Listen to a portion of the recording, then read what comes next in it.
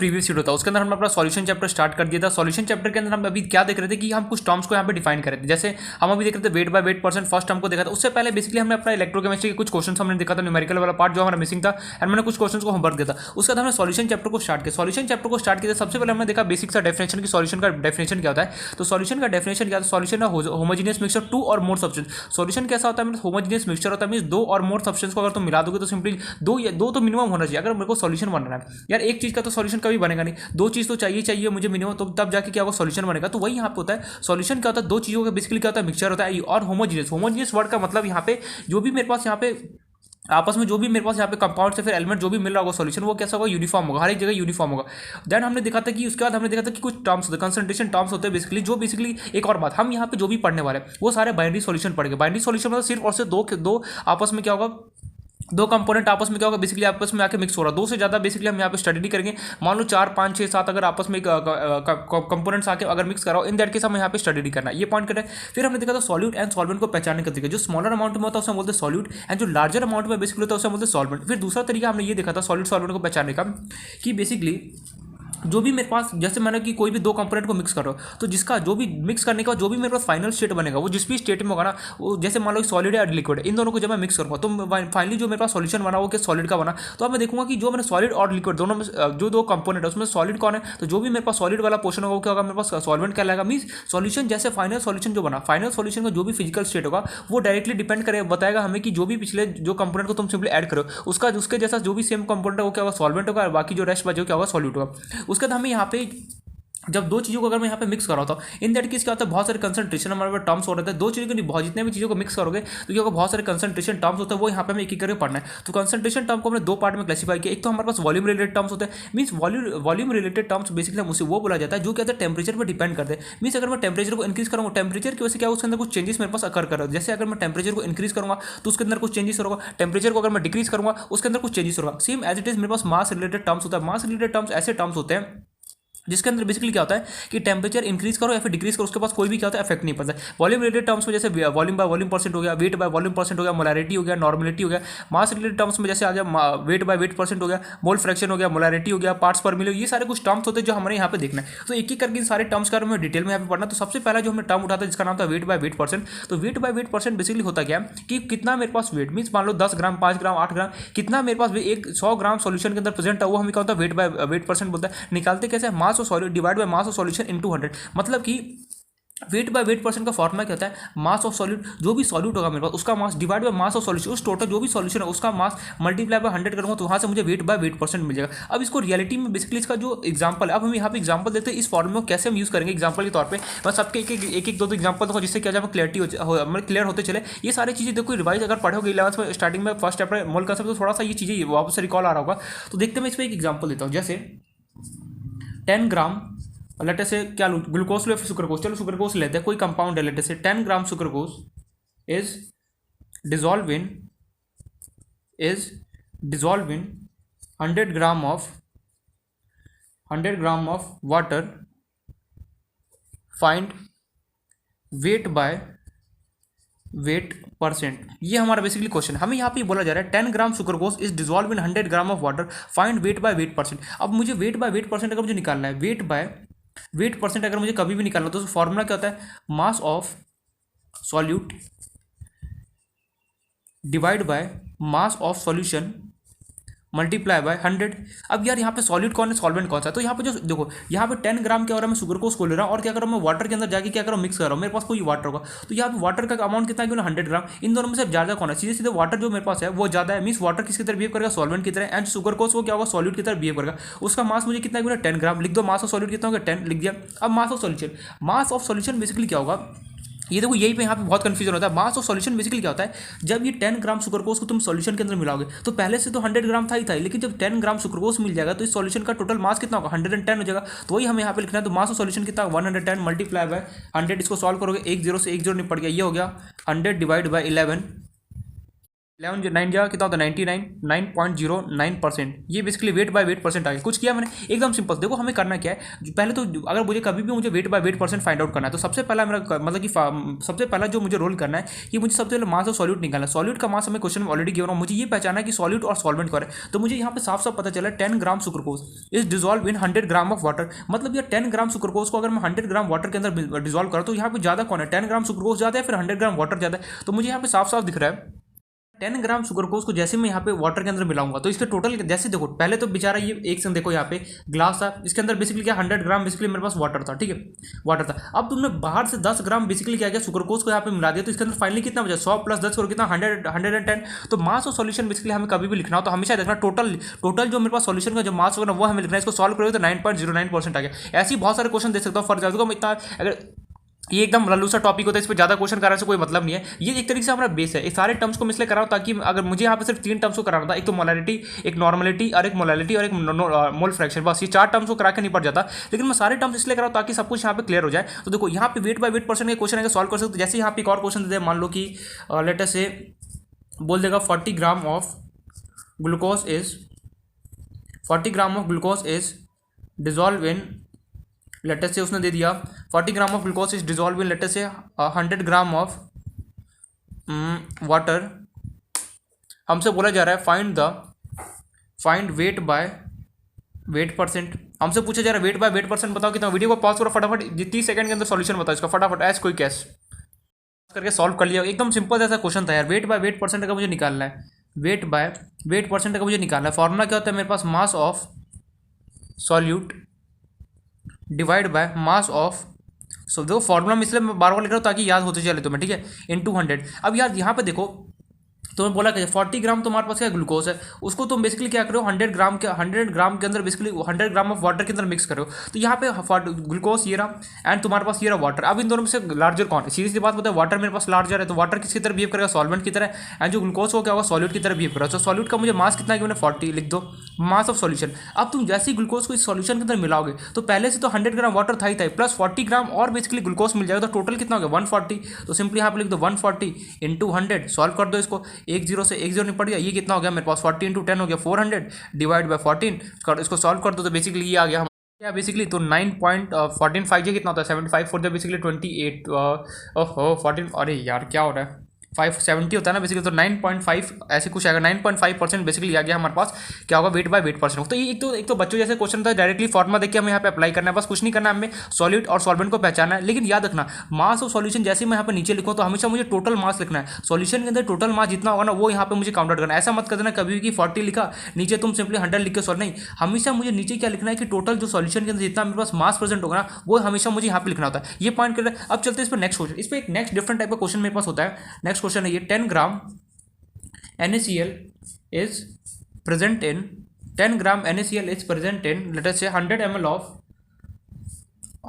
of solution 100 ml solution. Find weight by W to indicate for weight by weight percent if density, हमें यहाँ पे एक नया term कुछ दे दिया, if density of solution is 1.2 ग्राम पर ml। ये तुम्हारे पास क्वेश्चन है, एक बार खुद से अटेम्प्ट करने की कोशिश करना। क्वेश्चन क्या 10 ग्राम NaCl is present in 100 ml of solution, find weight by weight percent और बोला if density of solution is 1.2 ग्राम पर ml। यहाँ से क्वेश्चन को सॉल्व करने की कोशिश करो। क्या लगाओगे सिंपली क्या करोगे मास ऑफ सॉलिड। यहाँ पे फॉर्मुला अगर तुम्हें वेट बाय वेट परसेंट का अगर लगाना है तो सिंपली क्या लिखोगे वेट बाय वेट परसेंट अगर निकालना है तो क्या फॉर्मुला लिखोगे मास ऑफ सॉल्यूट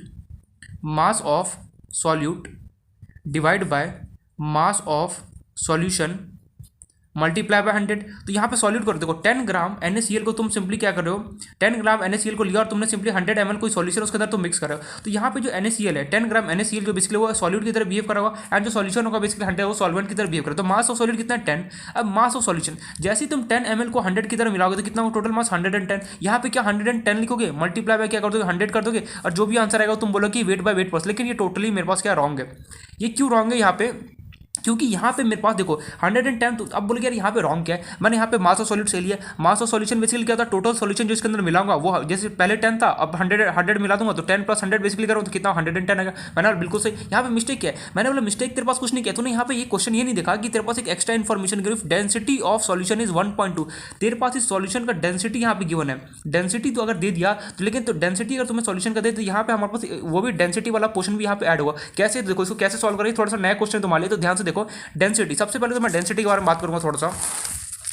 तो जो डेंसिटी होता है ना, सबसे पहले देखो डेंसिटी, डेंसिटी बेसिकली डेंसिटी को रिप्रेजेंट किसी के, डेंसिटी को रिप्रेजेंट करने का तरीका होता है ये ऐसे, इसको ये ऐसे बना दो, ये ऐसे इस टाइप का सिंबल, ये ऐसे, ये इसको बेसिकली रो भी बोला जाता है, ठीक है, जो मन कर बोल सकते हो। तो डेंसिटी को बेसिकली इस सिंबल से रिप्रेजेंट किया जाता है। पहली बार तो क्लियर हो गया। डेंसिटी का जो फॉर्मूला होता है वो मेरे पास होता है मास अपॉन वॉल्यूम। हमेशा देखना बहुत जगह इसका यूज होने वाला है। डेंसिटी को क्या होता है, मास अपॉन वॉल्यूम। प्लीज बोलो, बहुत जगह बहुत काम का फॉर्मूला ये कि कई बार यूज होगा। ये जो रिलेशन है ना, कई बार तुम्हें मास दिया रहेगा, तुम्हें डेंसिटी दे देगा और वॉल्यूम दे, तुम्हें मास निकालोगे, सिंपली क्रॉस मल्टीप्लाई करके निकालोगे यहाँ पे। तो हमेशा देखना डेंसिटी को क्या होता है, मास पर यूनिट वॉल्यूम होता है। इसको बहुत जगह यूज होने वाला है। डेंसिटी को क्या होता है, मास अपॉन वॉल्यूम। डेंसिटी को रिप्रेजेंट इस सिंबल से किया जाता है, क्वेश्चन क्या होता है, मास पर यूनिट वॉल्यूम होता है। ये हमेशा हमें याद रखना है किसी भी हालत में। अगर डेंसिटी क्वेश्चन क्या होता है, मास पर यूनिट वॉल्यूम होता है, हमेशा फॉर्मूला याद होना चाहिए डेंसिटी का। डेंसिटी को रिप्रेजेंट इस सिंबल से किया जाता है, ठीक है। अब इस क्वेश्चन को वापस देखो। इस क्वेश्चन में कुछ भी तुम्हारे पास क्या है, तुमने जो किया तुमने ये लगाया होगा मेथड, सॉल्व किया आंसर आया होगा, इसमें कोई भी प्रॉब्लम नहीं। लेकिन प्रॉब्लम क्या होगा कि क्वेश्चन में तुम्हें डेंसिटी भी तो गिवन है यार। अब डेंसिटी को तुम बिना यूज किए क्वेश्चन को सॉल्व करो, ये तो यार नाइंसाफी है। क्वेश्चन वाले ने तुम्हें इन्फॉर्मेशन दी है, तुम्हें क्वेश्चन वाला पागल थोड़ी है वो बोला कि डेंसिटी सॉल्यूशन दिस। क्यों दे रहा है वो, इसलिए दे रहा है ताकि तुम इसको यूज कर सको। तो सिंपली क्या करो, देखो यहाँ पे हो क्या रहा है, ये क्वेश्चन मैंने जानबूझ के इसलिए देखा ताकि ये करो, इसको क्या हो क्रॉस करके कट करना, और अगर ये गलत मेथड क्या है, एक्चुअल क्या है वो यहाँ पे लिखना। जब क्रॉस करके तुम करोगे ना तो दिमाग में याद आएगा, अच्छा डेंसिटी वाला क्वेश्चन हो तो मुझे इस वाले फॉर्मूले से अप्लाई करना होगा। तो क्या होगा, वेट बाय वेट परसेंट अगर मुझे निकालना है तो सिंपली फॉर्मूला होता है मास of solid divided mass of solution into 100। यार सॉल्यूट का मास तो मुझे पता है 10 है, नो डाउट, लेकिन जो मास ऑफ सॉल्यूशन होगा ना उसका यहाँ पे डिफरेंट हो जाएगा थोड़ा सा। यहाँ पे जो मास ऑफ सॉल्यूशन है उसका गेम यहाँ पे थोड़ा सा डिफरेंट हो जाएगा। क्या कि यार पहले तो 10 था मेरे पास NaCl, उसको मैंने यहाँ पे सॉल्यूशन के अंदर डाला तो 110 होगी, नो डाउट, लेकिन इसके साथ साथ डेंसिटी भी गिवन है। अब ये डेंसिटी गिवन है, अब डेंसिटी का मैं कैसे यहाँ पे यूज़ करूँ, तो देखो हमें पता है, हमें एक बात पता है, यहाँ पे जो डेंसिटी होता है मैं यहाँ पे कर रहा हूँ, डेंसिटी इक्वल क्या होता है, मास पर यूनिट वॉल्यूम होता है। अब तुम्हें यहाँ पे मास निकालना है, क्योंकि तुम्हें यार इस सॉल्यूशन में कितना मेरे पास मास होगा ये हमें नहीं पता है। तो सिंपली क्या करो, डेंसिटी मल्टीप्लाई हुआ है, यहाँ से मास अगर तुम्हें निकालना तो सिंपली डेंसिटी इंटू वॉल्यूम को क्रॉस मल्टीप्लाई करो, तो मास यहाँ से कितना आएगा, डेंसिटी इंटू वॉल्यूम। डेंसिटी तुम्हें कितना गिवन है यहाँ पे 1.2 लिख दिया भैया।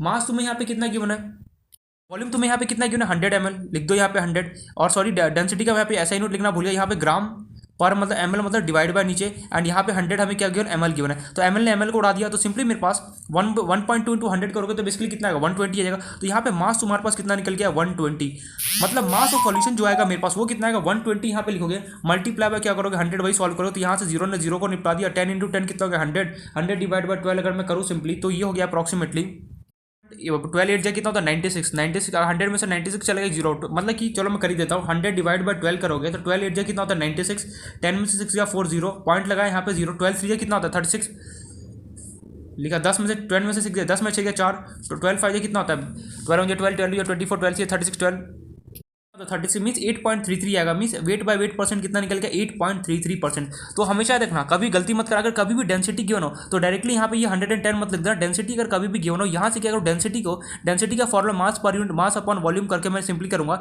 यहाँ से मैं मास निकालूंगा, मास कैसे निकलेगा डेंसिटी मल्टीप्लाई बाय वॉल्यूम करोगे। डेंसिटी तो मैं गिवन है कितना 1.2 मल्टीप्लाई बाय वॉल्यूम कितना गिवन 100। देखो याद रखना यहाँ पे ग्राम से ग्राम कैंसिल आउट कैसे हुआ। देखो जो मास का बेसिकली यूनिट क्या है मैं भूल गया लिखना ग्राम। देखो डेंसिटी कितना तुम्हारे पास गिवन है 1.2 gram divide by ml multiply volume तुम्हें यहाँ पे कितना 100 ml। ये ml जो लिख रहा हूँ या फिर ग्राम पर ml ये सब लिखते रहना, क्योंकि यूनिट में बहुत कंफ्यूजन आता है। ml ने ml को उड़ा दिया तो बचा 1.2 मल्टीप्लाई 100 करो कितना होगा 120 कितना होगा ग्राम, इसलिए यहाँ पे 120 ग्राम है। तो सिंपली मास को यहाँ पे पुट करोगे। तो यहाँ से क्या सीखने को मिला, यहाँ से ये क्वेश्चन है हमें ये सिखाया कभी भी कर मेरे पास क्वेश्चन में डेंसिटी की तो मैं डायरेक्टली मुझे ये नहीं कि बौखला जाना कि सिंपली डेंसिटी को ना देख के सिंपली ये वाला लगा दूँ, नहीं। डेंसिटी अगर कभी भी मेरे पास क्वेश्चन में गिवन होता है इन दैट केस मुझे क्या करना है, डेंसिटी का फॉर्मूला से मास निकालना है, मास अपॉन वॉल्यूम करके। तो यहाँ देखो मास कैसे निकलेगा, डेंसिटी अगर तुम्हें डेंसिटी के फॉर्मूला से तुम मास कैसे निकाल सकते हो, डेंसिटी को मल्टीप्लाई करोगे अगर वॉल्यूम के साथ तो तुम्हें मास मिल जाएगा। बिल्कुल, तो वही मैंने यहाँ से मास निकाल के क्या क्या सॉल्व किया। तो ये वही यहाँ पे इसलिए मैंने इस क्वेश्चन को जानबूझ के कराया ताकि इस क्वेश्चन को समझ में आए। इस क्वेश्चन से ये सीखने को मिला यार कभी भी अगर मेरे पास क्वेश्चन में डेंसिटी अगर गिवन होता है इन दैट केस मुझे क्या करना है, डेंसिटी के फॉर्मूले को अप्लाई करके मुझे मास निकालना है, मास of solution,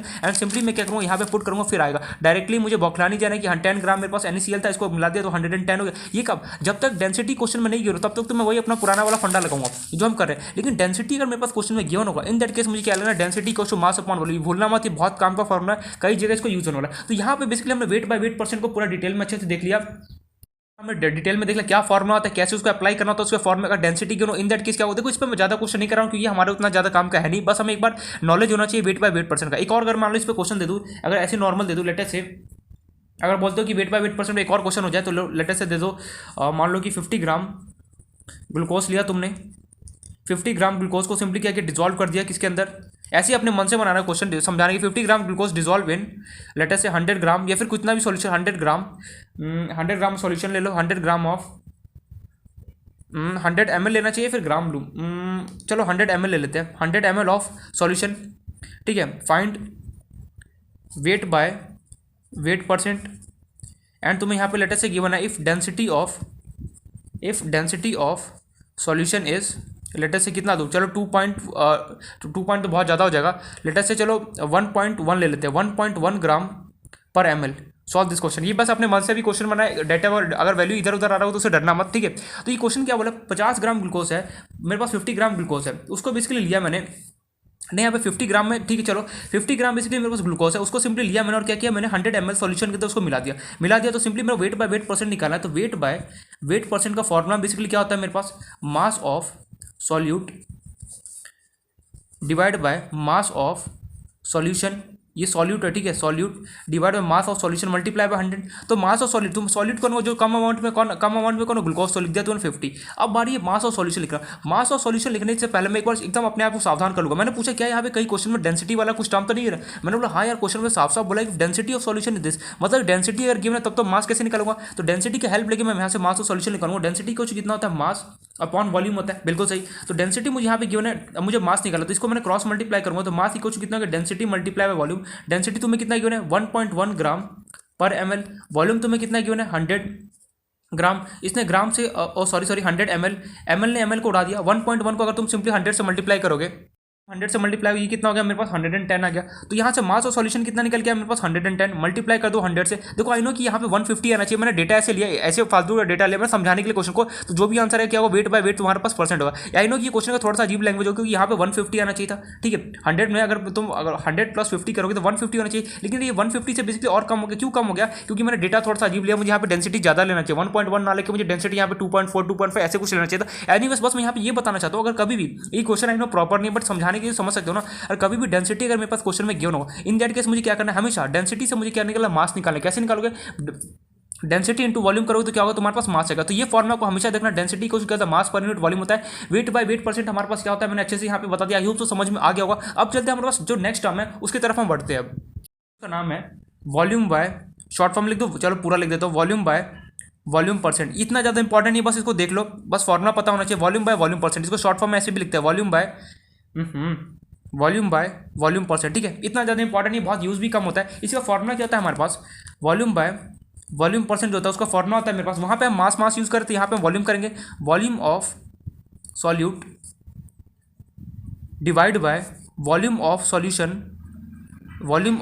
solution multiply by 100। यही हमारा क्या होता है, वॉल्यूम बाय वॉल्यूम परसेंट होता है। हमने वहाँ पर देखा था मास of solute divide by mass of solution into 100 था, यहाँ पे वॉल्यूम बाय वॉल्यूम परसेंट में क्या हो गया, बस एक नया टर्म है जिसका नाम है volume of solute divide by volume of solution into 100। That's it, ये हमने कर दी, काम नहीं पड़ गया, ये हो गया। अब सिंपली इसमें इसका मतलब क्या होता है यार, वॉल्यूम बाय वॉल्यूम का मतलब क्या था। फॉर एग्जाम्पल मैं एक एग्जाम्पल समझाता हूँ तुम्हें, फॉर्मुला देख लिया, इस पर कोई एग्जांपल मैं नहीं कर रहा क्योंकि इतना काम का हमारे पास होता नहीं, बस देख लो एक बार अच्छे से पता होना चाहिए कि हाँ यार एक वॉल्यूम बाय वॉल्यूम परसेंट का भी कोई कंसंट्रेशन टर्म होता है जिसका हमें नॉलेज होना चाहिए। इसका मतलब क्या, देखो जैसे मान लो HCl, क्या दूँ यहाँ पे HCl ले लो, चलो HCl लेते हैं, HCl aqueous solution is 7% weight by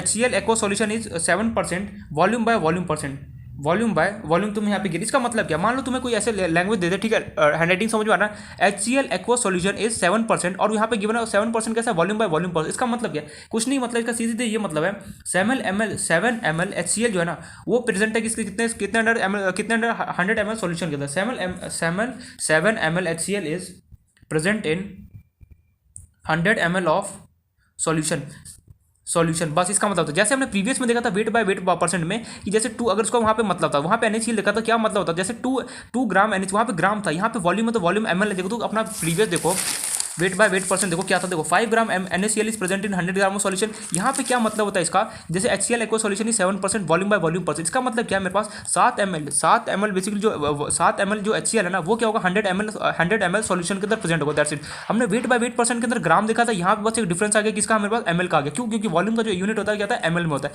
ये पॉइंट करोगे बस, इतना ही इसका मीनिंग होता है वॉल्यूम बाय वॉल्यूम परसेंट का। ये हमारे ये पॉइंट करोगे। अब हम चलते हैं नेक्स्ट जो हमारा टर्म है ना, वो हमारे थोड़ा सा इंपॉर्टेंट है, इसका नाम है वेट बाय वॉल्यूम परसेंट। चलो देखो वेट बाय वेट परसेंट देख लिया, अब हम देखेंगे वॉल्यूम बाय वॉल्यूम परसेंट भी देखेंगे। अब हम देखेंगे वेट और वॉल्यूम जब आपस में कंबाइन हो जाता है, weight by weight percent, in that case कैसे सॉल्व किया जाता है वो हमें यहाँ पे पढ़ना है। तो स्टार्ट करते हैं अपना वेट बाय वॉल्यूम परसेंट। ये थोड़ा सा इंपॉर्टेंट, देखो वॉल्यूम बाय वॉल्यूम परसेंट का मतलब समझ में आ गया। देखो वेट बाय वेट और वॉल्यूम बाय वॉल्यूम परसेंट में क्या डिफरेंस होता है, बस वहाँ पे मास के बारे में बात कर रहे थे, यहाँ पे मैं वॉल्यूम के बारे में बात कर रहा हूँ। That's it. बाकी सब कुछ क्या होता है, सेम होता है। वहाँ पे ग्राम के बारे में डिस्कस करते हैं, वॉल्यूम हम ml के बारे में डिस्कस कर रहे थे। That's it. अब यहाँ पे देखते हैं नेक्स्ट जो हमारा टर्म है थोड़ा सा इंपॉर्टेंट है, इसका नाम है वेट और वॉल्यूम साथ में हो जाए तो वेट बाय वॉल्यूम परसेंट। ये बेसिकली क्या होता है, ये थोड़ा सा हमारे लिए इंपॉर्टेंट है परसेंट है। इसके नाम में यार वेट है और वॉल्यूम, मींस यार वेट और वॉल्यूम को कंबाइन करके इन लोगों ने दिया होगा, ये बनाया होगा। तो वेट बाय वॉल्यूम परसेंट होता है क्या, तो सबसे पहले इसको फॉर्मुला देखते हैं पहले।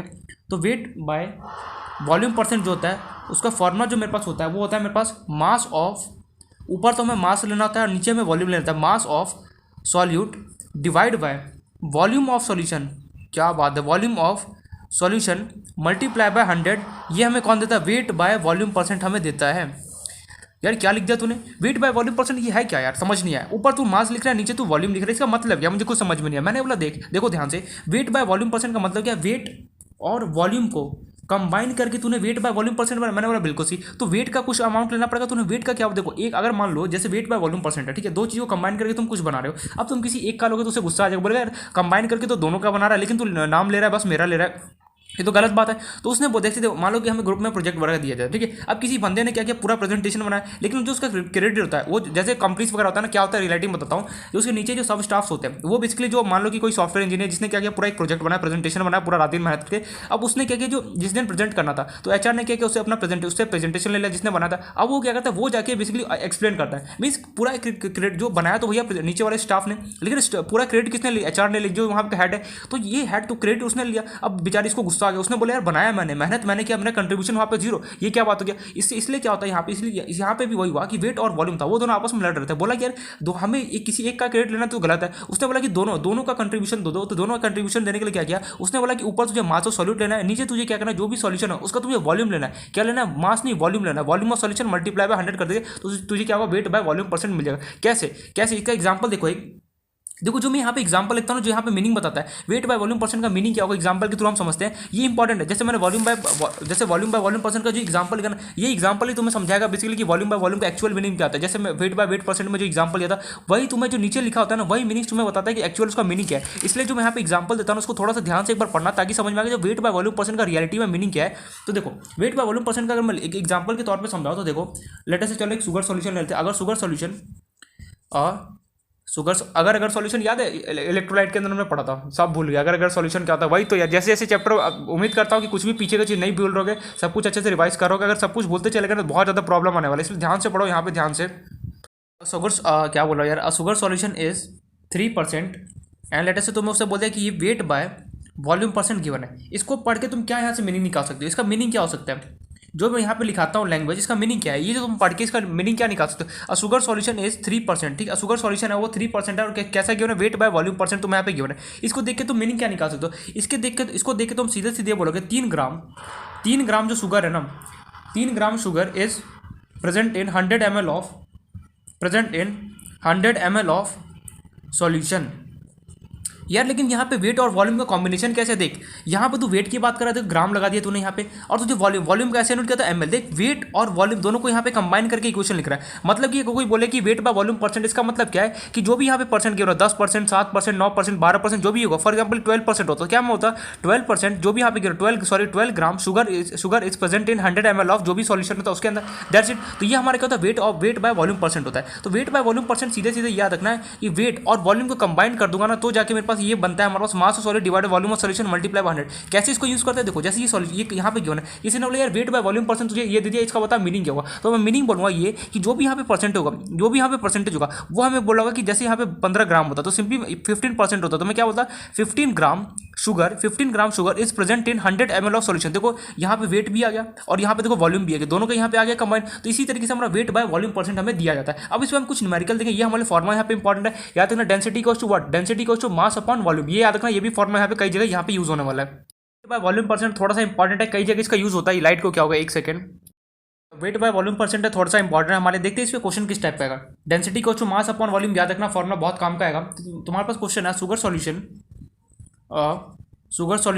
मैं हर एक जो भी हम कंसंट्रेशन टर्म पढ़ेंगे ना, हर एक टर्म्स बेसिकली, एक सेकंड, हर एक कंसंट्रेशन टर्म में बेसिकली मैं क्वेश्चन कराऊंगा, ताकि क्या जो हमारा प्रैक्टिस हो जाए, थोड़ा सा ग्रिप बन जाए उसमें कि हाँ किस टाइप से क्वेश्चन पूछा जा सकता है। मीन्स पूछेगा तो नहीं, वो मोस्ट टाइम पास 3 यहाँ पे टॉपिक में molarity, normality, molality and mole fraction, sorry 4 term, यही हमारे पास इंपॉर्टेंट है। बाकी ये सब तो बस दिखावा है एक तरीके से, बट फिर भी हमें पता होना चाहिए। शुगर सॉल्यूशन इज 10% एंड 10% कैसा हमें गिवन है, वेट बाय वॉल्यूम परसेंट तुम्हें गिवन है, वेट बाय वॉल्यूम तुम्हें गिवन है। फाइंड, हमसे बोला जा रहा है find weight by weight percent, वाह, find weight by weight percent if, वाह भैया वाह, if density of solution is, if density of solution is लेटर से 1 पॉइंट, या फिर 12.5 लिया जाए, क्या जल्दी बोलो, 1.25 या 12.5, हम तो लेंगे 1.25, अरे जो मन में ले लो, 1.25 ग्राम पर एमएल। सॉल्व दो क्वेश्चन, 1 मिनट के लिए वीडियो को पॉज करना, एक बार सोचना जरूर, फिर उसका क्वेश्चन को देखना सॉल्यूशन। देखो तो बेसिकली क्वेश्चन क्या है, शुगर सॉल्यूशन इज 10%, भैया एक शुगर सॉल्यूशन जो 10% है, 10% या शुगर सॉल्यूशन इज 10%, बस मुझे इतना इस लाइन का मतलब होता है। तो यहाँ से लेके यहाँ तक sugar solution is 10%, wait by volume हमें यहाँ पे गिवन है, वेट बाय वॉल्यूम परसेंट मुझे 10% गिवन है किसका, शुगर। इसका मतलब क्या भैया, 10 ग्राम शुगर है ना, 10 ग्राम शुगर होगा, वो 100 ml 10 ग्राम शुगर, यहाँ पे 10 gram sugar is present in 100 ml of solution. ये लाइन का तो पहला सीधे सीधे ये मतलब हो गया मेरे पास कि भैया 10 ग्राम शुगर होगा ना, वो 100 ml सॉल्यूशन के अंदर प्रेजेंट होगा। चलो ये बात तो कहानी कर, अब मेरे से पूछ क्या रहा है, मेरे से यार वेट बाय वॉल्यूम परसेंट ना पूछ के सिंपली उसने मुझे find weight by weight percent. अरे यार वेट बाय वेट परसेंट पूछ रहा है, मतलब मुझे दे रहा है क्वेश्चन में wait by volume percent, and मेरे से पूछ क्या रहा है, वेट बाय वेट परसेंट पूछ रहा है। यार ये तो सरासर नाइंसाफी, मतलब नाइंसाफी नहीं, देख यहाँ पे आराम से समझ में आ जाएगा बेसिकली करना क्या है। वेट बाय वेट परसेंट पूछा जाए तुमसे, और पूछा जाए और क्या इन्फॉर्मेशन गिवन है, इफ डेंसिटी ऑफ सॉल्यूशन, जो तुम्हारा सॉल्यूशन है उसका डेंसिटी तुम्हें गिवन है 1.25 ग्राम पर एमएल गिवन है। अब मुझे वेट बाय वेट परसेंट निकालना, क्वेश्चन समझ में आया नहीं समझ आया। क्वेश्चन तुम्हें बोल रहा है एक शुगर है जो 10 ग्राम शुगर जो 100 ml सॉल्यूशन के अंदर प्रेजेंट है, यहाँ तक तो कोई डाउट नहीं। अब उसके बाद मुझे बोला जा रहा है कि ये फाइंड करो वेट बाय वेट परसेंट। यार वेट बाय वॉल्यूम परसेंट देखिए मुझे वेट बाय वेट परसेंट पूछ रहा है, यार ये कमाल की बात, मतलब यही तो है इसके अंदर ट्विस्ट। तुमसे क्या करेगा, वेट बाय वॉल्यूम परसेंट कभी नहीं पूछेगा, सिंपली क्या करेगा, वेट बाय वेट परसेंट पूछेगा, या फिर एक्सचेंज कर देता है वो। और उसके बाद हम क्या इन्फॉर्मेशन गिवन है, if density of solution is 1.25 ग्राम पर एमएल, मतलब जो डेंसिटी होगा मैं जो सॉल्यूशन उसका डेंसिटी मुझे कितना गिवन, 1.25 ग्राम पर एमएल मुझे गिवन। कैसे सॉल्व करेंगे, तो मुझे यार वेट बाय वेट परसेंट मुझे निकालना है। वेट बाय वेट परसेंट का फॉर्मूला क्या आता है मेरे पास, मास ऑफ, ये लैंग्वेज तो समझ में आना, 10 ग्राम जो शुगर है बेसिकली कहाँ पे प्रेजेंट है, 100 ml ऑफ सॉल्यूशन के अंदर बेसिकली प्रेजेंट है। यही पूरा लैंग्वेज है, ये अगर लैंग्वेज समझ में आएगा ना, पूरा क्वेश्चन को भी चुटकी से सॉल्व कर सकते हो। तो यहाँ पे वेट बाय वेट परसेंट का फॉर्मूला क्या होता है, मास of solute divide by mass of solution multiply by 100। क्यों, क्योंकि हमसे क्वेश्चन मैंने पूछा वेट बाय वेट परसेंट का फॉर्मुला क्या, तो मैंने यहाँ लिख दिया। अब देखो मास ऑफ सॉल्यूट, तो सॉल्यूट भैया मुझे पता है कि शुगर होगा सॉल्यूट, क्योंकि तो 10 ग्राम जो है, 10 ग्राम जो बेसिकली मान लो कि ये कोई सॉल्यूशन है, इसमें से 10 ग्राम में शुगर ले रहा हूँ, क्या सॉल्यूशन के तो एडअप कर रहा हूँ, तो सॉल्यूट तो कितना होगा, मास उसका 10 ग्राम। अब मास ऑफ सॉल्यूशन मेरे पास कितना हो, यहाँ पे 100 ग्राम मेरे पास सॉल्यूशन है, यहाँ पे अगर 10 ग्राम इस पर ऐड हो जाएगा तो कितना होगा, 110 हो जाएगा। लेकिन 110 जैसे ही होगा तो क्वेश्चन वाला बोलेगा यार डेंसिटी भी तो तुझे गिवन है, मतलब कि ये तूने गलत है, मीन्स ये मेथड तुझे अप्लाई नहीं करना है। डेंसिटी से तू क्या करे, मास निकाले। कैसे, डेंसिटी का फॉर्मूला क्या होता है तेरे पास, मास अपॉन वॉल्यूम। तो यहाँ से अगर मास निकाला तो क्या करें, डेंसिटी को मल्टीप्लाई करेगा वॉल्यूम के साथ, तो मास मेरे पास निकल गया है डेंसिटी मल्टीप्लाई वॉल्यूम। डेंसिटी तुम्हें कितना गिवन है, 1.25, वॉल्यूम तुम्हें कितना गिवन है, यहाँ पे 100, वेयर देखो यहाँ पे हमें कितना गिवन है, 100 टोटल 100, यहाँ पे लिखना चाहो तो ग्राम पर ml, और ये हमें ml गिवन है, ml ने ml को उड़ा दिया। 1.25 को अगर 100 से मल्टीप्लाई करो कितना, 125 ग्राम, मतलब तुम्हारे पास मास कितना निकल गया, 125 ग्राम। 125 मल्टीप्लाई बाय कितना, 100। इसको जब सॉल्व करोगे तो ये फर्दर मेरे पास निकल के आया, और 10 इंटू 100 करो कितना होगा, 1000 डिवाइड बाय 125। तो 1000 डिवाइड बाय 125 करें तो 125 8 जा कितना होता है, 800। 25 इंटू अगर मैं 8 करूँगा तो सिंपली 125 8 जा, एक बार करके देखते हैं। 125 8 जा, 8 5 जा 30, 8 2 जा 16 17 18 19 8 1 1090 आ रहा है यार, मीन्स हमने कुछ कैलकुलेशन मिस्टेक किया है। 1000 को 125 से अगर तुम सिंपली डिवाइड करोगे तो तुम्हारे पास जो भी अप्रोक्सीमेटली 8 पॉइंट समथिंग कुछ आना चाहिए, तो जो भी आएगा लिख लेना यहाँ पे। तो वेट बाय वेट परसेंट तुम्हें कितना मिलेगा, मैं कर दूँ क्या, चलो कर ही देता हूँ, एक सेकंड। 5 हमने यहाँ पे टेबल ही गलत दिखा, 125 अगर मैं करता हूँ तो मैं रफ नोट में करता हूँ, सही आता है, यहाँ पे गलत हो रहा है। 8 5 कितना, तो 13, 8 2 16 17, देखो 30 होता है, किसने सिखा दिया टेबल? वाह, कहाँ से सीखा हो यार मैं मैथ्स? अरे 8 5 जब बेसिकली कितना होता है, फटाफट बताओ यार कोई। यहाँ पे 4 8 2 या 16 16 में अगर कैरी करोगे 4 कितना 20 0 2 8 8 प्लस 10 करोगे 1000 वन। ये सिंपली गया 8 से। वही मैं सोचा वेट बाय वेट परसेंट, तो मेरे पास कैलकुलेशन क्या मिस्टेक है, तो वेट बाय वेट परसेंट कितना मिल गया 8%।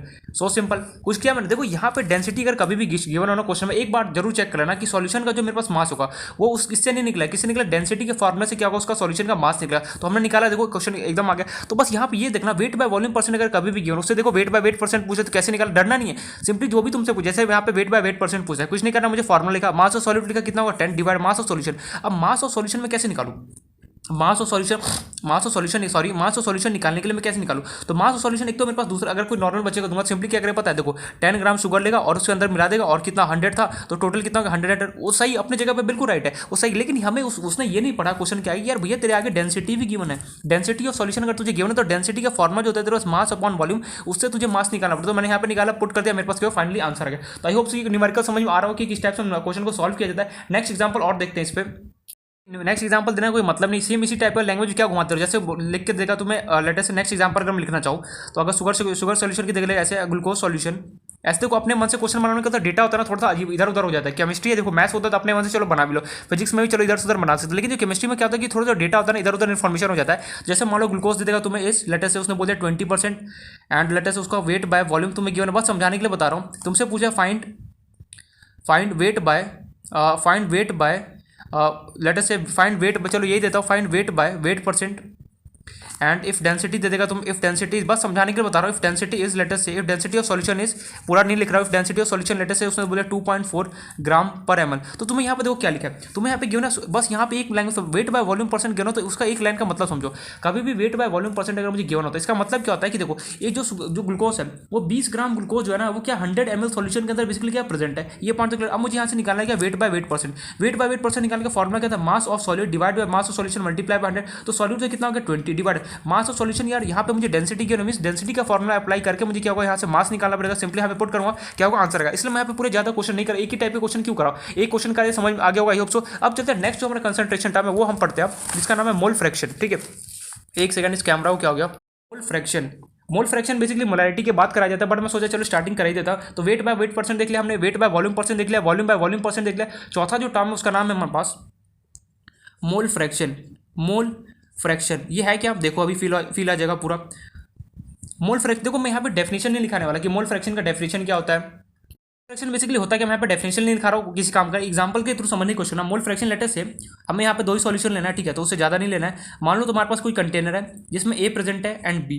ए का लेटर से तुम्हें मोल्स गिवन है, एक मोल तुम्हें ए का गिवन है, एंड बी का लेटर से तुम्हें गिवन है 3 मोल्स क्या है बी का गिवन है। यहाँ तक क्लियर हो गया पॉइंट, मीन्स यहाँ पे इंडिकेट कर रहा है नंबर ऑफ मोल्स को, ये तुम्हें इंडिकेट कर नंबर ऑफ मोल। ए के तुम्हें 1 मोल्स यहाँ पे सॉल्यूशन में, और बी का कितना तेरे पास, तुम्हारे पास 3 मोल गिरना। किसी ने पूछा कि इसका एवरेज बताओ क्या होगा, तो एवरेज हम कैसे निकालते हैं, मान लो कि हम एवरेज निकालो तो नीचे हमें क्या होता है, नीचे हमें बेसिकली लिखना पड़ता है टोटल मोल्स कितना होगा, 3 + 1 करो 4 डिवाइड बाय फर्स्ट वाले का मोल। ए का कितना है 1, इसका एवरेज कितना है 1/4। इसका तुम अगर एवरेज लिखना चाहो तो क्या होगा, अपना खुद का नंबर ऊपर लिखो, नीचे डिवाइड बाय टोटल मोल्स को कितना होगा 3 + 1 कितना होगा 4। ये बेसिकली इसका अपना एवरेज है। इसी को क्या किया इन लोगों ने मोल फ्रैक्शन के टर्म्स में इन लोगों ने डिफाइन किया। नहीं समझ में, देखो मोल फ्रैक्शन क्या होता है, एवरेज होता है। फॉर एग्जाम्पल मान लो यहाँ पे ए गिवन है, यहाँ पे बी गिवन है। लेटर से इसका तुम्हारे पास 8 मोल है, इसका तुम्हारे पास 9 मोल। चलो इसको 8-9 मोल्स को मारो गोली। मैं एक रियल एग्जांपल समझाता हूँ। मान लो तुम्हारे पास 10 चॉकलेट है और 10 चॉकलेट है एक पर्सन के पास, तुम्हारे दूसरे पर्सन के पास मान लो कि 20 चॉकलेट है। ठीक है, किसी ने पूछा तुमसे इसका बताओ एवरेज क्या होता है, एवरेज कैसे निकालोगे, ऊपर देखो। मान लो किसी ने पूछा तुम ये जो ए पर्सन है उसके पास 10 चॉकलेट, इसका मुझे एवरेज बताओ, और जो बी पर्सन है जिसके पास 20 चॉकलेट, उसका मुझे दोनों का इंडिविजुअली एवरेज बताओ। तो एवरेज कैसे निकालते हैं, देखो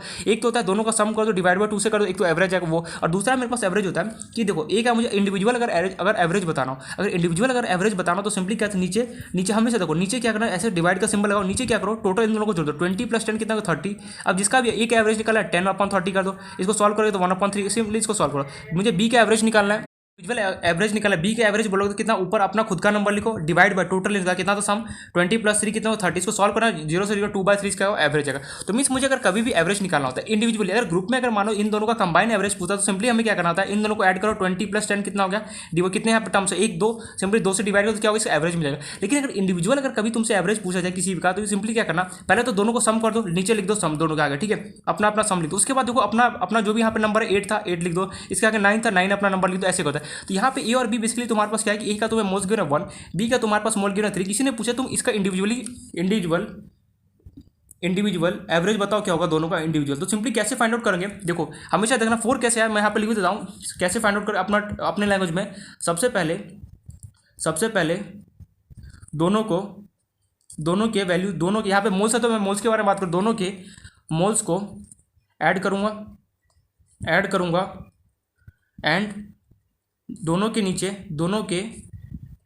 नीचे वाले टर्म को हम डिनोमिनेटर बोलते हैं, जो नीचे वाला टर्म होता है उसको हम डिनोमिनेटर बोलते हैं, और जो ऊपर वाला टर्म होता है उसको न्यूमरेटर बोलते हैं, न्यूमरेटर। ठीक है, एक बार इन्फॉर्मेशन बता रहा हूँ, जैसे 8/4 कुछ भी लिखा है, ऊपर वाले टर्म को हम बोलते हैं मैथ्स में न्यूमरेटर, एंड जो नीचे वाला टर्म होता है उसको हम क्या होता है डिनोमिनेटर। ऊपर वाले टर्म इसको बोलते हैं न्यूमरेटर। ठीक है, ये पॉइंट क्लियर है, न्यूमरेटर डिनोमिनेटर। तो देखो सबसे अगर कभी भी इंडिविजुअल अगर एवरेज निकालना हो तो कैसे निकाल, देखो सबसे पहले दोनों के मोल्स को ऐड करूंगा एंड दोनों के नीचे सम को डिवाइड कर दूंगा एंड अपना वैल्यू लिख दूंगा, अपना वैल्यू लिखूंगा, that's it.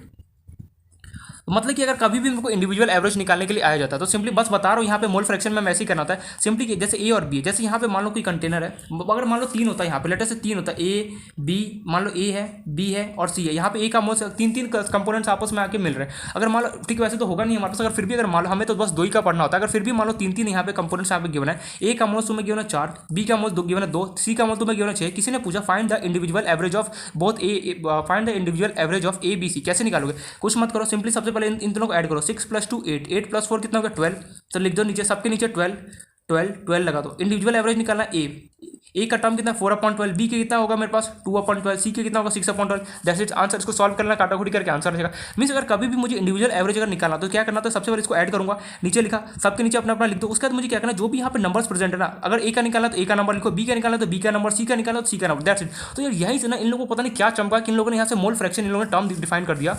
Mole fraction basically होता क्या है, तो अगर हम इसका डेफिनेशन लिखने चलो तो क्या होगा, डेफिनेशन में तो थोड़ा सा प्रॉब्लम हो जाएगा, तो डेफिनेशन इसका है नहीं, मैं डायरेक्टली तुम्हें बता रहा हूँ कि जैसे एक तरीके से मोल फ्रैक्शन क्या होता है, इंडिविजुअल एवरेज। अपने मन की आंखों में याद रखना, मोल फ्रैक्शन मतलब इंडिविजुअल एवरेज, दैट्स इट।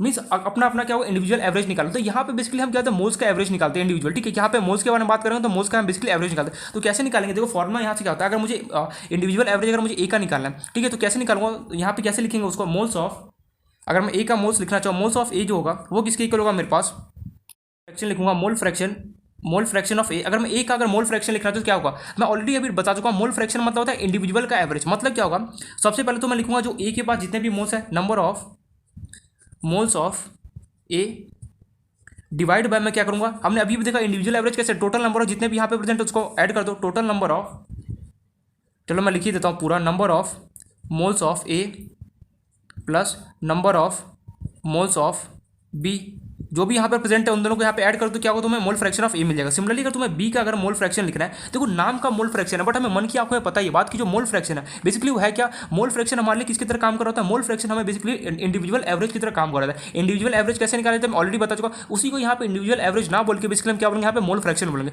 तो मान लो अगर मोल फ्रैक्शन ऑफ बी निकाला है, यार मोल फ्रैक्शन ऑफ बी निकालने का मतलब मेरे मन की आंखों में ही चमके, यार मोल फ्रैक्शन ऑफ बी निकालने का मतलब है इंडिविजुअल एवरेज ऑफ बी। कैसे निकालूंगा, तो यहाँ पे लिखूंगा तो वही मैं proper mole fraction of B, अगर मान लो मुझे इंडिविजुअल एवरेज ऑफ बी निकालना तो मैं इसको लिखूंगा तो यहाँ पे मोल फ्रैक्शन, लेकिन कैसे करूंगा, सबसे पहले नीचे डिवाइड लगूंगा, जो भी मेरे पास होगा नंबर ऑफ मोल्स ऑफ ए, या फिर टोटल नंबर ऑफ मोल्स भी लिख सकता था, number of moles of A plus number of moles of B, और ऊपर क्या होगा, जिसका भी मुझे निकालना, बी का मुझे निकालना तो क्या होगा, नंबर ऑफ मोल्स ऑफ, तो हम सिंपली लिख सकते हो बी, दैट्स इट। ये हमारा फॉर्मुला था। मीन्स किसी का भी अगर मुझे मोल फ्रैक्शन अगर मुझे निकालना है तो सिंपली क्या करना है, जिसका भी मुझे निकालना है सबसे पहले मैं उसका लिखूंगा ऊपर number of moles divide by total number of moles, means जो भी उसके पास प्रेजेंट है उन सबको ऐड कर दोगे तो क्या होगा, इंडिविजुअल तुम्हें उसका मोल फ्रैक्शन मिल जाएगा, दैट्स इट। अब मोल फ्रैक्शन को रिप्रेजेंट किसी किया जाता है, तो mole it is represented by representation of mole fraction. अब मोल फ्रैक्शन को यहाँ पे हमें कुछ साइंटिस्ट वगैरह इन लोगों ने इसको रिप्रेजेंट करने का तरीका अलग बोल दिया, representation of mole fraction.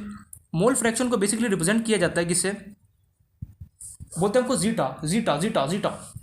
Basically ये एक्स होता है ना, ये एक्स बना दो, यही हमारे किसको रिप्रेजेंट करता है, मोल फ्रैक्शन को। मीन्स अगर मैं मोल फ्रैक्शन, ये हमें क्या किसको इंडिकेट, इसको बोलता है जीटा, और या फिर कई बुक वाले बेसिकली इसे ईटा भी बोलते हैं, ऐसे याद है एफिशिएंसी निकाला था, मतलब ये वाला सिंबल एफिशिएंसी को भी इंडिकेट कर रहा होता है, मोल फ्रैक्शन को भी इंडिकेट करता है, इसको बोलते हैं ईटा। बट 99.9% केसेस में हम इसको ये वाला सिंबल यूज करेंगे। तो यहाँ पे लिखना चाहो तो क्या लिख सकते हो, मोल फ्रैक्शन ऑफ ए, और यहाँ पे अगर लिखना चाहो तो सिंपली क्या लिख सकते हो, mole fraction of B. Simply X को अगर तुम बना दोगे ऐसे, एक्स को बना दोगे तो सिंपली क्या होगा, मोल फ्रैक्शन को इंडिकेट करोगा। तो I hope so mole fraction के बारे में थोड़ा बहुत नॉलेज हो गया होगा कि मोल फ्रैक्शन क्या होता है। मोल फ्रैक्शन कुछ भी नहीं है हमारे पास, मोल फ्रैक्शन है इंडिविजुअल एवरेज। कैसे निकाला जाता है, जो भी यहाँ पे गिना उसका सम कर दूंगा, नीचे डिवाइड लगा दूंगा, और जिसका भी मुझे निकालना है उसका खुद का नंबर लिख दूंगा, दैट्स इट। लेकिन यहाँ पे मोल्स होगा तो मोल्स के केस में क्या करूंगा, टोटल नंबर ऑफ मोल्स को नीचे में ऐड करूंगा जो भी इन दोनों के पास है, एंड सिंपली क्या करूंगा, जिसका भी मुझे निकालना है मोल, फॉर एग्जांपल अगर ए का निकालना तो मैं ए का लिखूंगा, बी का निकालना तो मैं बी का लिखूंगा। क्या होगा, इस तरीके से मेरे पास मोल फ्रैक्शन अलग अलग निकल जाएगा। हमेशा देखना मोल फ्रैक्शन क्या होता है, सबका अपना अलग अलग निकलता है। ये पॉइंट क्लियर हो गया यहाँ पे। अब हम देखते हैं इस पर कुछ क्वेश्चन करते हैं यहाँ पे, तो इससे ज़्यादा और ज़्यादा क्लियरिटी है कि कैसे बेसिकली यूज करते हैं। रिप्रेजेंटेशन समझ में आ गया,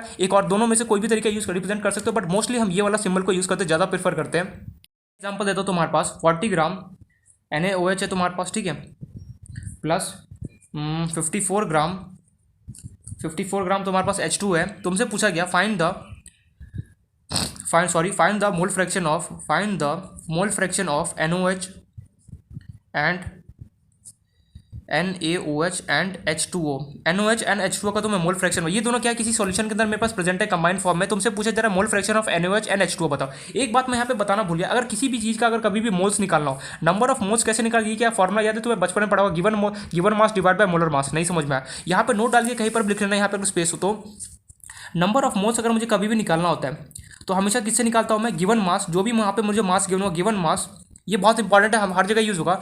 नंबर ऑफ मोल्स का फॉर्मुला होता है, अगर कभी भी कोई बोले कि नंबर ऑफ मोल्स किसके इक्वल होता है, फॉर्मुला मेरे पास होता है given mass divide by molecular मास। यार ये मॉलिकुलर मास क्या होता है, मॉलिकुलर मास मतलब जितने भी यहाँ पे कंपाउंड्स गिवन है सबका मोलर मास को तुम ऐड कर दोगे तो वो क्या होगा, मुझे मॉलिकुलर मास मिल जाता है, मॉलिकुलर मास, ठीक है। नंबर ऑफ मोल्स निकालने का फॉर्मुला क्या होता है, given mass divide by molecular mass. For example अगर तुम्हें बोले कि 2 ग्राम तुम्हारे पास H2O प्रेजेंट है, इसमें बताओ कितने नंबर ऑफ मोल्स होगा। लेट अस से बस मैं इस फॉर्मुले का यूज करना सिखा रहा हूँ। तो नंबर ऑफ मोल्स कैसे निकालो, N equals to given mass कितना given 2 divide by molecular mass मतलब जो भी यहाँ पे कंपाउंड गिवन उसका मोलर मास को सबको ऐड कर दो। तो हाइड्रोजन का मेरे पास कितना होता है, मेरे पास मोलर मास 1 होता है, ऑक्सीजन का कितना होता है 16। तो यहाँ पे इसको मोलर मास निकालो, 1 × 2 प्लस कितना होगा 16, तो कितना होगा 18। मॉलिकुलर मास ऑफ H2O कितना होगा 18, तो इसको सॉल्व करो कितना होगा 1/9, दैट्स इट। यार क्या लिख दिया, मॉलिकुलर मास लिखना नहीं है, मैं भी बताता हूँ। देखो मॉलिकुलर मास बेसिकली कैसे लिखा जाता है, H2 है, कोई भी कंपाउंड जरूरी नहीं कि H2O। मॉलिकुलर देखो मोल्स निकालने का फंडा सीधा फंडा होता है, जो भी यहाँ पे क्वेश्चन में गिवन मास वो लिखो divide by molecular mass. Molecular mass कैसे निकलता है, जो भी कंपाउंड हो उन सबके मॉलिकुलर मास को ऐड कर दो। जैसे हाइड्रोजन का मॉलिकुलर मास कितना होता है 1 होता है, सॉरी मोलर मास कितना होता है 1। ऑक्सीजन कितना होता है, मोलर मास कितना होता है 16। तो जब तुम यहाँ पे सॉल्व करो देखो 1 मल्टीप्लाई बाय कितना हो गया 2 प्लस कितना हो गया 16 प्लस 2 कितना 18, क्या हो गया मॉलिकुलर मास हो गया H2O का। तो मॉलिकुलर मास बेसिकली निकलता क्या है, जिस भी कोई भी कंपाउंड का मुझे मॉलिकुलर मास निकालना है, सारे का मोलर मास को आपस में ऐड कर दो, वही हमें क्या होता है मॉलिकुलर मास देता है। फॉर एग्जाम्पल अगर तुम्हें किसी ने बोल दिया कि NaCl का बताओ मॉलिकुलर मास कितना होगा, किसी ने पूछ दिया फॉर एग्जांपल जैसे ही, तो बताओ Na का तुम्हारे पास मोलर मास कितना होता है 23। अब क्लोरीन का बेसिकली बताओ मॉलिकुलर मास कितना होता है, बस सदमे में चलेगा कि क्लोरीन का कितना होता है मास। ये क्वेश्चन में गिवन होगा तुम्हें कि क्लोरीन का बेसिकली कितना होता है इसका मोलर मास। अगर याद हो तो बहुत अच्छी बात है, नहीं याद हो तो याद कर लो। क्लोरीन का जो हमारे पास मोलर मास होता है कितना होता है 35.5। तो इसको जो ऐड करोगे जो भी आएगा, फॉर एग्जांपल 5 प्लस कितना 8 3 68.5 होगा तुम्हारे पास मॉलिकुलर मास होगा। यार मॉलिकुलर मास का यार सीधे यहाँ पे ये मीनिंग है कि जो भी यहाँ पे कंपाउंड गिवन है सिंपली इनके सबके मोलर मास को ऐड कर दूँ तो क्या होगा, मुझे मॉलिकुलर मास मिल जाएगा, वही यहाँ पे मुझे लिखना होता है। तो याद रखना हमेशा कभी भी अगर मुझे मोल्स निकाला तो क्या फॉर्मुला है, given mass divide by molecular मास करोगे तुम्हारे पास क्या होगा नंबर ऑफ मोल्स तुम्हें मिल जाएगा। तो यहाँ पे क्वेश्चन तुम्हें गिवन है 40 ग्राम तुम्हारे पास कोई ऐसे मान लो कोई बेकर है, ठीक है, बेकर जो भी कंटेनर है उसके अंदर तुम्हें 40 ग्राम तुम्हें यहाँ पे NaOH का सॉल्यूशन है, एंड तुम्हें यहाँ पे 54 ग्राम तुम्हें यहाँ पे H2O का तुम्हारे सॉल्यूशन है। तुमसे पूछा जा रहा है NaOH का और H2O का बताओ कि इसका मोल फ्रैक्शन कैसे होगा इंडिविजुअली। तो बताओ यार मोल फ्रैक्शन अगर मुझे निकालना है तो कैसे निकलेगा, अगर मुझे मोल फ्रैक्शन ऑफ NaOH का निकालना है तो सिंपली कैसे निकलेगा, हमें पता है मोल फ्रैक्शन मुझे किसी का भी निकालना है तो क्या होता है मेरे पास नंबर ऑफ जिसका मुझे निकालना है किसका, number of moles of NaOH divide by मैं क्या करूँगा नंबर ऑफ मोल्स ऑफ जो भी यहाँ पे प्रेजेंट है, कौन कौन present, total number of moles means number of moles of NaOH plus number of moles of H2O। अरे भैया सीधे सीधे बात है, अगर मुझे मोल फ्रैक्शन अगर मुझे निकालना है तो यहाँ पे मुझे दो कंपाउंड, अब मुझे कैसे इसका मोल फ्रैक्शन निकालूंगा, हमें पता है मोल फ्रैक्शन निकालने के लिए क्या होता है, हमें एक तरीके से इंडिविजुअल एवरेज होता है। इंडिविजुअल एवरेज कैसे निकलता है, जिस भी एलिमेंट का मुझे निकालना है उसका मैं यहाँ पे मोल्स लिखूंगा डिवाइड बाय टोटल जो भी यहाँ पे मोल्स होगा वो लिखूंगा। तो यार तो ये फॉर्मुला मैंने यहाँ पे लिखा, एक्स बेसिकली क्या रिप्रेजेंट कर रहा है मोल फ्रैक्शन ऑफ NaOH, फिर सेम टू सेम H2O लिखूंगा। लेकिन number of moles of NaOH निकालू कैसे, तुम्हें यहाँ पे क्वेश्चन में एक और इन्फॉर्मेशन गिवन है जो सोडियम है, तुम्हें सोडियम का तुम्हें गिवन है मोलर मास लेटर से 23 गिवन है, ऑक्सीजन का कितना होता है 16 तुम्हें गिवन है, एंड हाइड्रोजन का तुम्हें यहाँ पे गिवन है 1। ये ऐसे इन्फॉर्मेशन डेटा तुम्हें गिवन होगा, मोलर मास वाला डरना नहीं। अब मोल्स कैसे निकालूंगा यार, यहाँ पे तो मुझे यहाँ पे मोल्स निकालना है, मीन्स NOH में कितना मोल्स होगा मेरे, कैसे निकालूंगा। तो अभी भी जस्ट मैं सीख गया हूँ, अगर मुझे कभी भी मोल्स निकालना होता है किसी का भी तो कैसे निकालते हैं, एन इक्वल टू क्या होगा, नंबर ऑफ मोल्स को हम एन से इंडिकेट करते हैं, given mass divide by molecular mass, short form में लिख दूँ मॉलिकुलर मास। तो देखो किसका मोल्स निकाल रहा हूँ मैं, NOH का निकालने की कोशिश कर रहा हूँ। तो देखो गिवन मास मुझे NOH का कितना गिवन, मास कितना गिवन 40 लिख दिया मैंने। अब NOH का मॉलिकुलर मास कितना होगा, तो NOH का मॉलिकुलर मास देखो सोडियम का कितना होता है एटॉमिक नंबर 23 प्लस ऑक्सीजन का कितना होता है 16 प्लस हाइड्रोजन का कितना होता है 1, तो 23 प्लस 1 कितना हो गया 24 प्लस अगर मैं 6 करूँगा 30 प्लस 10 कितना होगा 40। तो मतलब कि यहाँ से आ गया 40 डिवाइड बाई 40 कितना हो गया 1, means molecular sorry number of moles of मेरे पास NOH कितना हो गया 1 आ गया। यहाँ पे पुट कर दो फॉर्मूले के अंदर x NOH mole fraction of NOH, number of moles of NOH का बेसिकली मोल्स कितना आ गया मेरे पास 1 लिखा हुआ यहाँ पे, divide by number of moles of NOH कितना हो गया मेरे पास 1 प्लस अब number of moles of H2 यार, H2 का भी नंबर ऑफ मोल्स निकाला तो फॉर्मुला क्या होगा, number of moles of H2 equal to given mass basically H2 कितना है 54 लिख दिया मैंने। अब H2 का मॉलिकुलर मास कितना होगा, H2 का अगर मुझे मॉलिकुलर मास निकालना, हाइड्रोजन का 1 मल्टीप्लाई बाय 2 प्लस ऑक्सीजन कितना होता है 16 प्लस 2 करो कितना 18 3 का कितना होता है 54, means number of moles of H2 कितना है 3। तो इसको सॉल्व करोगे तो मोल फ्रैक्शन ऑफ NOH कितना हो गया, निकल के आ गया मेरे पास 1, 3 प्लस 1 कितना 4, 1 अपॉन कितना हो गया 4 निकल गया। इसको फर्दर सॉल्व करोगे कितना 0.2 निकल के आएगा।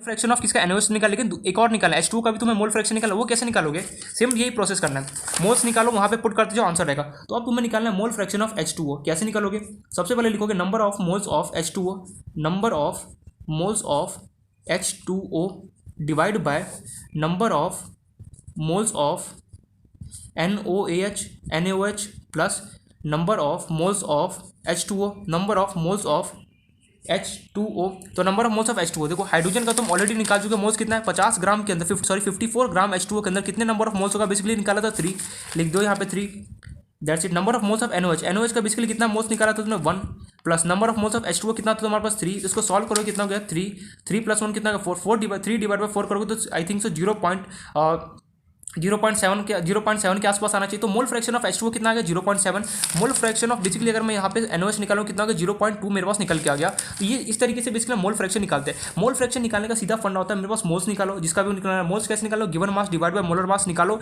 यहाँ पे पुट करो, फिर क्या करो नीचे में टोटल मोल्स को दोनों को आपस में ऐड कर दो, तो मैं क्या होगा हर एक का मोल फ्रैक्शन निकल के आ जाएगा। बहुत बड़ा मिस्टेक हो गया कि मैंने अभी वीडियो को देखा पॉज करके, यार ये तो तुम्हें ब्लर दिख रहा था, क्लियर दिखाई नहीं दिया। देखो मैं क्या कर रहा हूँ, मैं वापस एक बार रिपीट कर रहा हूँ। देखो मोल फ्रैक्शन ऑफ NOH तो तुमने निकाल लिया था, ये वहाँ तक पॉइंट करता, अब मुझे निकालना है मोल फ्रैक्शन ऑफ H2O। कैसे निकलेगा, देखो H2O निकालने के लिए क्या करो, number of moles of H2O divide by क्या करोगे number of moles of NOH plus number of moles of H2O, दोनों देखो नीचे हमें जिसका देखो हमें पता है मोल फ्रैक्शन क्या होता है, इंडिविजुअल एवरेज बेसिस। देखो यहाँ पे मैं ब्लर हो गया था इसलिए मैं वापस से बता रहा हूँ कैसे निकलेगा, number of moles of H2O divide by number of moles of NOH plus number of moles of H2O। तो number of moles of H2O कितना 54 ग्राम H2O में बेसिकली कितने नंबर ऑफ मोल्स होंगे, तो कैसे निकालो, given mass divide by molecular mass 3, तो यहाँ पे 3 divide number of moles of NOH का बेसिकली मोल्स कितना है, अभी देखो NOH का हमने मोल्स निकाला तो कितना 1 पुट किया, number of moles of H2O कितना 3 प्लस 1 कितना 4, तो 3 डिवाइड बाय 4 कर तो कितना 0.7 के आसपास अप्रोक्सीमेटली आना चाहिए। यहाँ पे बेसिकली हमने मोल फ्रैक्शन निकालना सीखा, कैसे निकाला जाता है। तो कई बुक वाले होते हैं बहुत महान होते हैं, बेसिकली इसी फॉर्मुला को मोल फ्रैक्शन का बेसिकली लोगों ने डिफरेंट फॉर्मुला देते हैं, क्या देते हैं, देखो मोल फ्रैक्शन का एक और इन लोगों को फॉर्मुला देते हैं, मोल फ्रैक्शन दिखाई दे रहा, अब तो ब्लर नहीं आ रहा ना, अच्छा वो देख लिया मैंने, ठीक है इसको एक बार नोट डाउन कर लेना।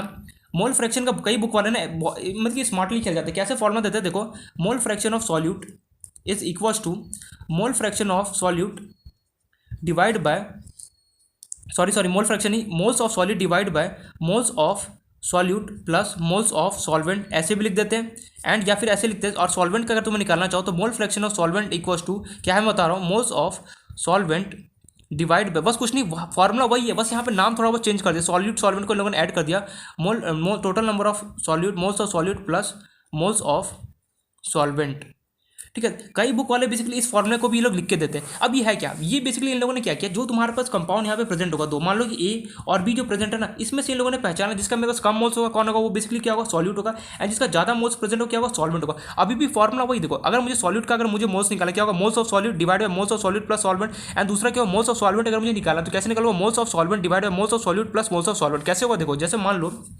यहाँ पे तुम्हारे पास जैसे NOH था, ठीक है, एंड यहाँ पे मान लो H2O था, NOH का तुम्हें कितना यहाँ पे 50 ग्राम कितना गिवन था NOH का तुम्हारे पास मास NaOH का मास 40 और ये 54, ये 40 ग्राम तुम्हें यहाँ पे गिवन था एंड ये तुम्हारा 54 ग्राम था। अब बताओ दोनों में से ज़्यादा कौन है यार, सीधे सीधी बात पता चले ये 40 ग्राम है ये 54 ग्राम, मीन्स NaOH क्या होगा मेरे पास कम है, ये सॉलिड की तरह बिहेव कर रहा होगा एंड ये क्या होगा मेरे पास सॉल्वेंट की तरह क्या होगा मेरे पास बिहेव कर रहा होगा। तो यार वही इन लोगों ने क्या किया, हम जो अपने मेथड से निकाले तो वो ना लिखे, अगर मैं इस फॉर्मूले से निकालूंगा तो लिखूंगा मोल्स ऑफ सॉलिड कौन होगा मेरे पास NaOH, मोल्स ऑफ सॉलिड की जगह तुम लिखो मोल्स ऑफ सॉलिड और सॉलिड के ब्रैकेट में लिखोगे NaOH, फिर लिखोगे moles of solid. Moles of solid अगर तुम्हें निकालना चाहो तो कैसे निकालोगे, हमें पता है मोल्स ऑफ सॉलिड मुझे निकालना है, मींस मोल्स ऑफ NaOH निकालना है, अभी ऑलरेडी निकाल चुके, given mass divide by molar mass, तो गिवन मास कितना है तुम्हारे पास 40 डिवाइड बाय मोलर मास करोगे, जो भी यहाँ पे आंसर रहेगा वही सेम प्रोसीजर वही है, बस ये लोग क्या करते हैं, ये एक एडिशनल फॉर्मुला है कि ये लोग सॉलिड एंड सॉल्वेंट को पहचान किस तरीके से फॉर्मुला लिखते हैं। बट मैं ये सजेस्ट करूँगा ये भी यूज करना चाहो तो ये यूज कर सकते हो, या फिर जो हमारा पुराना अपना जो नॉर्मल फॉर्मुला है वो भी यूज करते हैं, दोनों क्या सेम ही है, इसलिए घबराना नहीं है। एक नोट डाल के एक पॉइंट होता है क्या लिख लेना इसको, एक बहुत ज़्यादा यहाँ पे इंपॉर्टेंट जो यूज होता है इसका कि moles of solute plus mole fraction of solvent, mole fraction of solute plus mole fraction of solvent is equals to 1, बहुत जगह यूज होने वाला है। मतलब मान लो तुम्हारे पास ए था एंड तुम्हारे पास बी था, ठीक है, तुमने अगर मान लो ए का तुमने अगर मोल फ्रैक्शन निकाल लिया, ठीक है, मोल फ्रैक्शन मान लो ए का तुमने निकाल लिया 1.8 है एंड तुम्हें बी का अगर तुम्हें निकालना, सिंपली क्या करो 1 माइनस 1.8 कर दोगे तो क्या होगा, तुम्हें सिंपली बी का मोल फ्रैक्शन मिलेगा, नहीं समझा। देखो ये moles of solid plus moles of solvent equals बहुत ज़्यादा काम का यहाँ पे आइडेंटिटी इसका होता है, हमारे पास एक रिजल्ट है, ये कैसे इसको यूज करते देखो, जैसे तुम्हारे पास 40 ग्राम NaOH था प्लस 54 ग्राम H2O था, इन दोनों में से छोटा कौन है यार, NaOH छोटा है, मीन सॉलिड की तरह बिहेव करोगा। तो यहाँ पे तुम्हें लिख लो इस फॉर्मूले का, देखो यहाँ पे तुम डायरेक्टली कैसे इस फॉर्मूले को यूज करके सिंपली निकाल सकते थे mole fraction, moles of solute plus mole fraction of solvent equal to क्या था 1। तुमने बेसिकली मोल फ्रैक्शन ऑफ किसका निकाल लिया, NaOH का निकाला, कितना था तुम्हारे पास 0.2 आया था। अब तुम्हें मोल फ्रैक्शन ऑफ किसका निकाला, सॉल्वेंट कौन है यहाँ पे H2 है,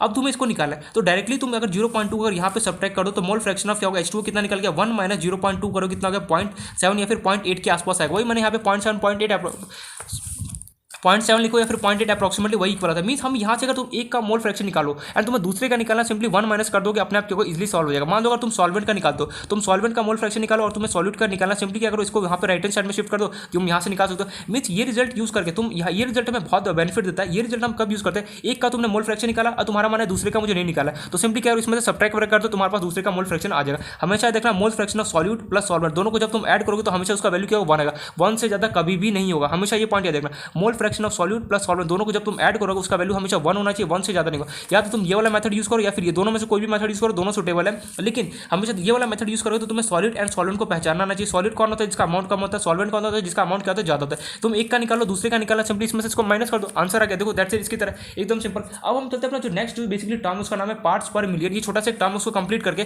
फिर स्टार्ट करेंगे अपना मोलैरिटी। देखो ये सारा टर्म हमारा इंपॉर्टेंट था, मोल फ्रैक्शन है इंपॉर्टेंट है, जो भी मैंने यहाँ पे बताया इसको प्लीज ध्यान से अच्छे से पढ़ लेना ताकि काम है, क्योंकि आगे इसका बहुत जगह हम यूज करें, खासकर ये वाला आइडेंटिटी। अब जो नेक्स्ट जो हमारा टर्म है जिसका नाम है पार्ट्स पर मिलियन, या फिर कई बार हम इसको बिलियन भी बोलते हैं, पार्ट्स पर मिलियन, शॉर्ट फॉर्म में बोलो तो PPM। ये बेसिकली होता क्या है, ये बेसिकली हमारे पास होता है क्या है कि फॉर एग्जांपल पार्ट्स पर मिलियन बेसिकली होता है कि ये इतना ज़्यादा इंपॉर्टेंट तो है नहीं, बस कुछ काम का होता है। ये बेसिकली होता है कि अगर मान लो तुम कुछ ऐसे ही हो ना, शुगर है, तुम्हें एग्जांपल के तौर पर बताता हूँ, इसका लैंग्वेज फिर उसका मीनिंग बताऊंगा। जैसे शुगर है, किसी ने बोला शुगर तुम उसके आगे लिख दिया 2 ppm इन सॉल्यूशन। इसका मतलब क्या होगा, जो शुगर होगा ना वो शुगर जो होगा बेसिकली सॉल्यूशन के अंदर क्या होगा 10 मिलियन, 1 मिलियन में बेसिकली बताओ कितने जीरो होते हैं, 10 की पावर 6 में जो शुगर होगा बेसिकली 2 ग्राम जो शुगर होगा बेसिकली वो क्या होगा 10 की पावर 6 ऑफ सॉल्यूशन के अंदर प्रेजेंट होगा। मींस 1 मिलियन सॉल्यूशन के अंदर प्रेजेंट होगा, 10 की पावर 6 ऑफ सॉल्यूशन।